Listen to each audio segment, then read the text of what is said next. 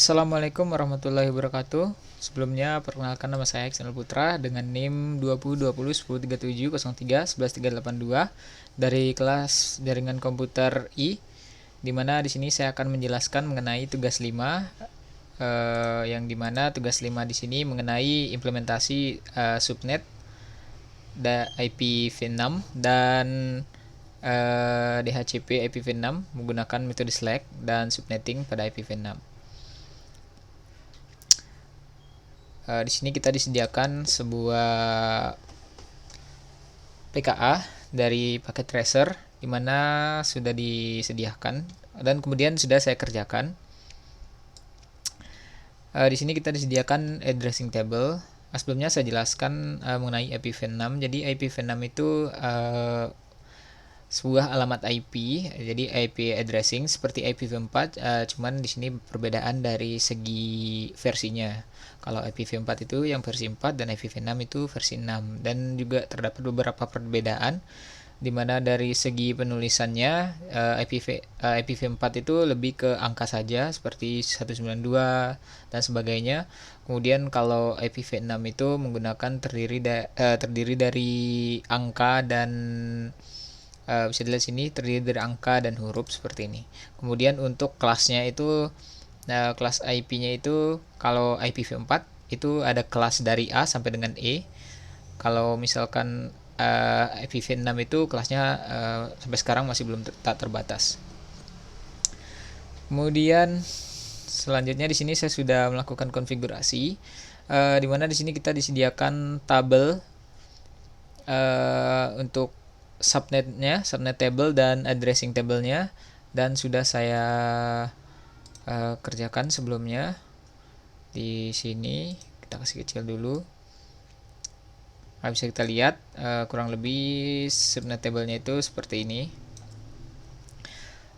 Kemudian dari sini kita pertama disuruh untuk mendetermine IPv6-nya dan addressing skema dari addressingnya. Kemudian kita konfigurasi IPv6 yang sudah kita dapat di router dan PC-nya. Kemudian verify IPv6 connectivity-nya. Verify itu mungkin nanti kita akan ngeping. Yang pertama di sini saya ke router terlebih dahulu, ke router 1, di mana saya sudah melakukan konfigurasi sebelumnya. Jadi perlu diketahui sebelumnya di sini metode SLAAC itu maksudnya sama dengan DHCP. Jadi Dynamic Host Protocol, konfigurasi. Kita mengkonfigurasi IPv6-nya itu secara dynamic. Jadi auto. Kita bisa dibilang kita mengkonfigurasinya itu secara auto. Dimana di sini yang pertama, setelah kita mendapatkan tadi addressing table-nya di sini. Di sini saya sudah mendapatkan addressing table-nya. Dimana addressing table-nya kurang lebih seperti ini, dan kita konfigurasi ke dalam router 1 yang pertama, dimana router 1 ini kita setting dulu sebagai unicast routing, dimana di sini unicast ini dia jenis ya. Unicast ini jenis alamat IP, di mana di sini ada unicast, kemudian ada multicast dan anycast. Kalau misalkan unicast itu, jadi unicast itu kita diberikan komunikasi secara point to point selang dua host dalam sebuah jaringan. Kalau yang multicast kita diberikan komunikasi itu secara one to many ya. Kalau di sini kita bisa lihat one to many. Kemudian kalau yang anycast dia one to one of many. Jadi kurang lebih seperti itu. Jadi di sini karena dalam topologinya kurang lebih seperti ini. Jadi kita menyeting untuk si IPv6-nya ini secara unicast routing. Jadi dia bisa berkomunikasi antar PC ini nanti secara unicast, jadi secara one to one. Kemudian kita masuk di sini ke interface gigabyte 000, di mana interface gigabyte 00 itu dia Ini dia untuk router 1 sudah disediakan alamat IP-nya. Kemudian kita masukkan link local address-nya. Jadi link lokal ini mengizinkan kita untuk saling berkomunikasi dalam satu subnet. Jadi maksudnya dari link lokal ini. Jadi setelah kita masukkan link lokalnya, si IPv6 address di router 1, kita masukkan link lokalnya. Kemudian kita masukkan alamat dari IPv6-nya itu sendiri. Kurang lebih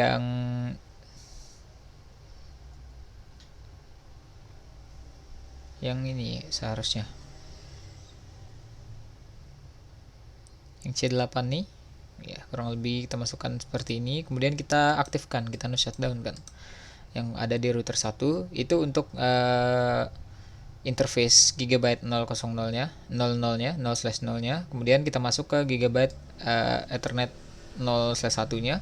Kita masukkan juga dia sebagai IPv6-nya, kita masukkan link local address-nya. Jadi kita buat si address ini kita buat jadi link lokal agar bisa berkomunikasi dalam satu subnet nantinya. Dan IPv address-nya kita masukkan di yang R1-nya tadi yang sudah kita temukan. Kemudian kita shutdown, kita aktifkan lagi, jangan lupa untuk diaktifkan. Kemudian kita masuk ke interface serialnya yang 00. Kita masukkan link lokalnya sama juga. Jadi kita setting di semua interface-nya itu sebagai link lokal agar mereka nanti bisa saling berkomunikasi, agar terbacanya itu link lokal address-nya itu sama. Kurang lebih seperti itu. Jadi bisa dalam satu subnet itu bisa saling berkomunikasi. Dan kita masukkan address-nya yang sudah kita temukan tadi. Kemudian kita shutdown juga. Kemudian untuk di situ sudah selesai untuk bagian router satunya. Kemudian kita di router 2 juga sama ya. Di router 2 kita juga melakukan memasukkan IP address-nya, kita melakukan konfigurasi sesuai dengan table address yang sudah kita temukan tadi, yang subnet address-nya, dimana dari awal kita beri dia unicast routing agar bisa dari masing-masing subnet ini nanti kalau dilihat dari topologinya, jadi dia selang dua dalam satu jaringan ini nanti bisa saling berkomunikasi. Dimana tadi kita beri dia sorry, jadi kita beri dia unicast routing. Kemudian kita masuk ke gigabyte Ethernet 0 yang 00. Kemudian di sini kita setting link lokalnya, dimana untuk router 1 dan router 2 berbeda ya di sini agar karena berbeda subnet. Jadi yang di router 2-nya itu untuk link lokalnya itu EV82 ya. Kita lihat di sini. Kemudian IP address-nya kita masukkan untuk yang gigabyte Ethernet 00-nya. Kemudian kita aktifkan. Kemudian kita masuk ke gigabyte Ethernet 01. Kemudian kita masukkan IP address link lokalnya. Kemudian kita masukkan IP address yang sudah kita temukan di addressing table-nya. Kemudian kita aktifkan juga. Kemudian kita masuk ke kabel serialnya, interface serialnya. Dan kita di sini setting untuk link lokalnya berapa, kemudian IP address IPv6-nya berapa, kemudian kita aktifkan. Jangan lupa untuk kita aktifkan. Nah, selanjutnya karena kita sudah melakukan konfigurasi secara Slack ya. Jadi sama dengan DHCP. Jadi kita mengkonfigurasi secara dynamic. Jadi di sini kita perlu untuk melakukan mengaktifkan IPv6 configuration-nya itu secara otomatis agar bisa terbaca ya. Dimana untuk kalau misalnya kita secara statik kan kita harus mengisi seperti ini kurang lebih. Kita mengisi manual. Kalau secara otomatis nanti dia IPv6 request-nya itu bahkan otomatis terbaca. Di sini ada link local address-nya berapa yang sudah kita konfigurasi melalui Slack tadi. Kemudian itu akan berlaku ke semua PC-nya. Jadi semua PC yang tersambung di dalam jaringan tersebut harus kita setting ke automatic untuk di IPv6 konfigurasinya agar bisa tersambung. Sama ya tadi ya, di bagian sini udah kita taruh otomatis. Kemudian kita akan lakukan ping ya ke masing-masing IP, ke masing-masing PC, be able to ping each other. Oke, kita di sini kalau dilihat dari seharusnya bisa ya, kita ping ke si PC itu tadi PC berapa, opsi 1, kita ke PC 3 misalnya, PC 3 link lokalnya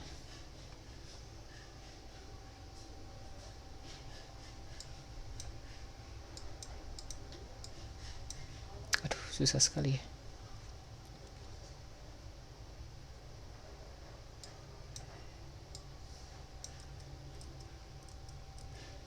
Coba kita ping.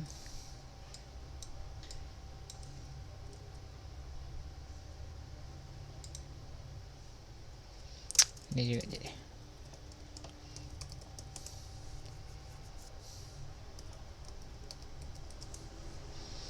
Kita IPv6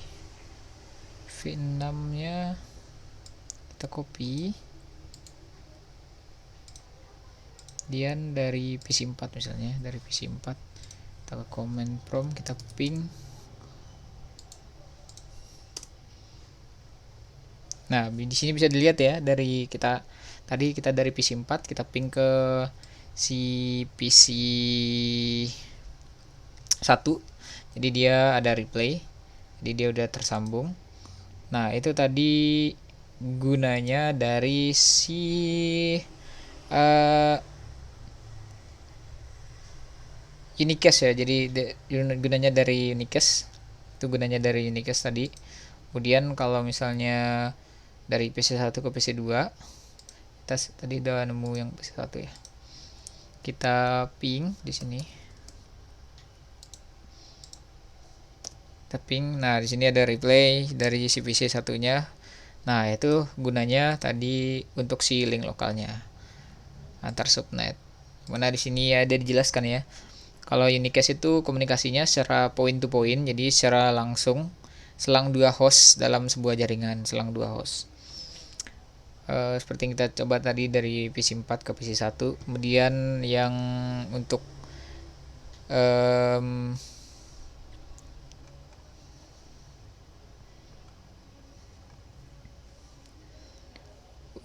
yang ini link lokal. Nah, jadi link lokal di sini merupakan sebuah jenis alamat yang mengizinkan sebuah komputer supaya bisa mengadakan komunikasi dengan komputer lainnya dalam satu subnet.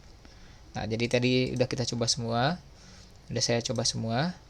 Kurang lebih seperti itu penjelasan dari saya. Jika ada yang masih kurang atau tidak lengkap, mohon dimaafkan. Wabillahi taufiq wal hidayah. Assalamualaikum warahmatullahi wabarakatuh.